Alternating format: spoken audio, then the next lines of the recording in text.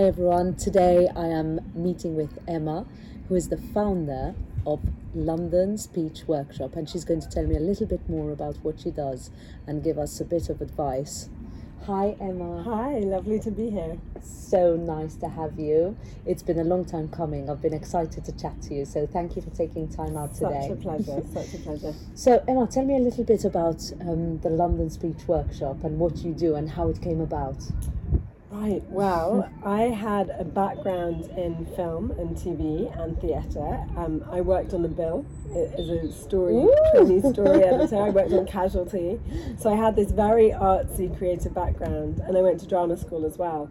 And then I needed some cash. So 12 years ago, I was as every struggling actor does. Yeah, exactly, or producer at that point. So 12 years ago, I was pitching different drama story ideas to TV production companies, having left Casualty, and was like, what can I do? And literally put up 3 ads on Gumtree. So London Acting Workshop, London Script Workshop, and London Speech Workshop. Really unoriginal names.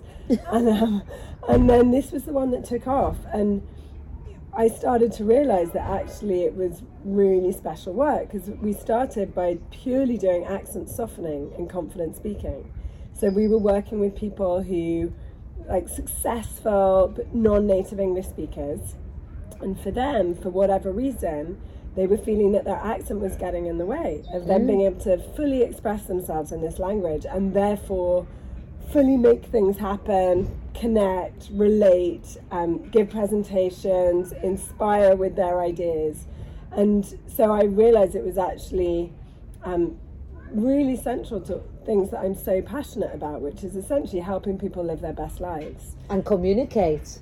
That's communication, because it's so hard to sometimes, if you thinking in a different language, to take that and eloquently portray what you are saying, what you're thinking in your head, for it to come out in the way you want it to come out. It's just so important in everything you do in life. Yeah, and what happened was, this wasn't just for non-native English speakers.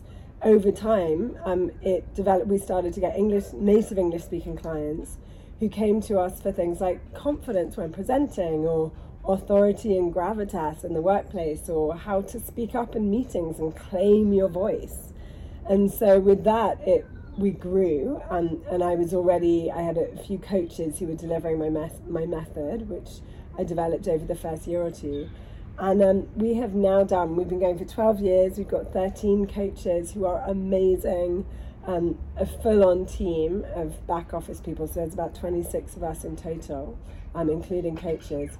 And we have worked with professionals. That's incredible. Congratulations. I mean, what a growth. And I mean, again, if people think about public speaking or going onto a stage to present something, it's daunting, it's scary. Anybody, no matter how experienced you are, it's a scary experience to have support to do that. Yeah, and also, like, communication is so central to who we are as human beings. It's everything from how we relate socially through to how we succeed in the workplace. And so much of our confidence and identity is tied up in how we build those relationships and connect with others.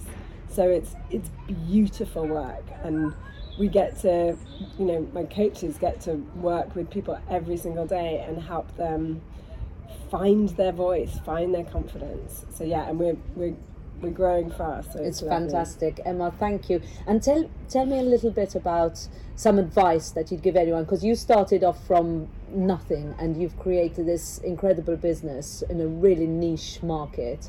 So what advice would you give to anybody looking, especially after the pandemic, looking to start their own business?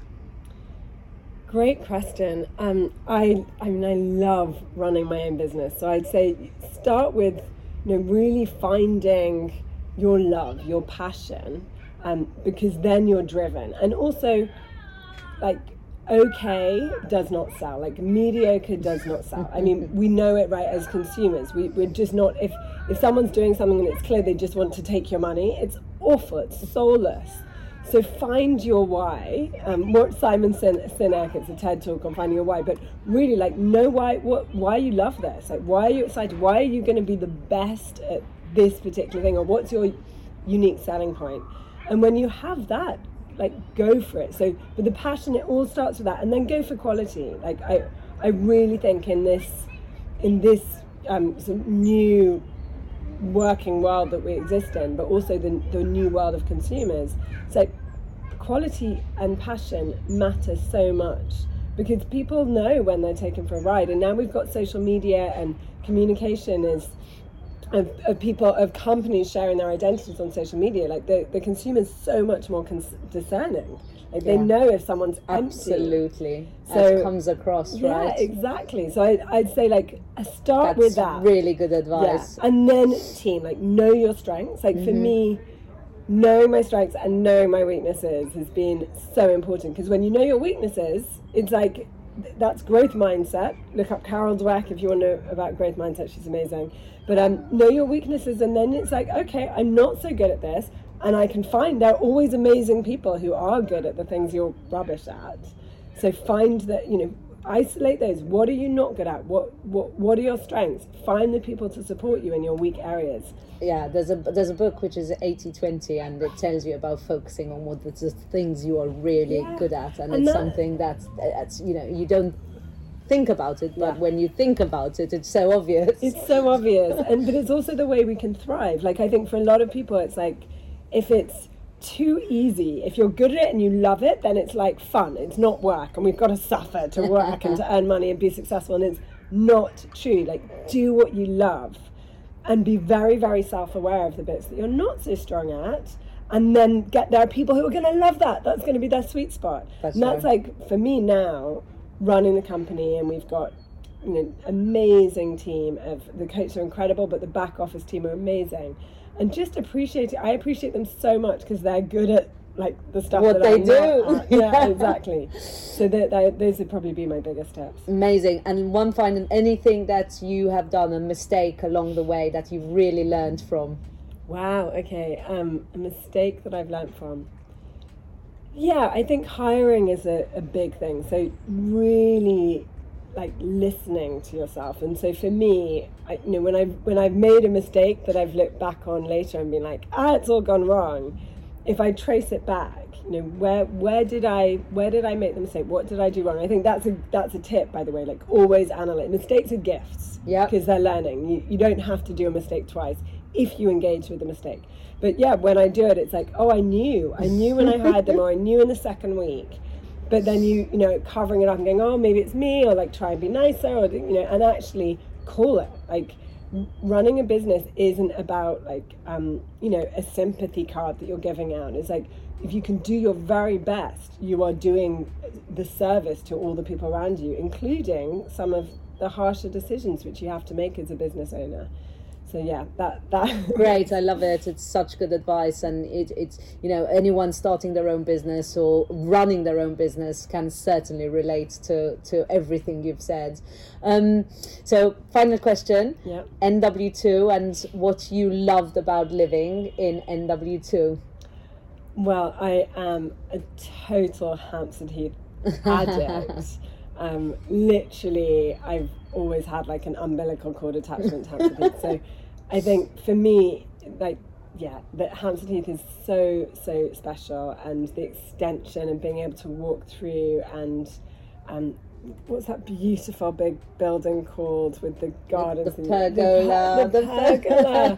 That is so special. And I actually, having lived around the area all my life, only just discovered that, like, when I was in NW2 from NW3. So the pergola is amazing. I've got so British. It's a pergola. It's a pergola. So I'd say that would probably be my top thing. And eat Tokyo. Really, really good Japanese in Golders Green, and there's 2 of them. It's like, weirdly, there's 2. So yeah, I'd say the Japanese restaurants and the pergola. Your sweet one. So thank you so much, Emma, for spending a bit of time with me today. And Emma's details will be in the post below. Thank you. Thank you for having me.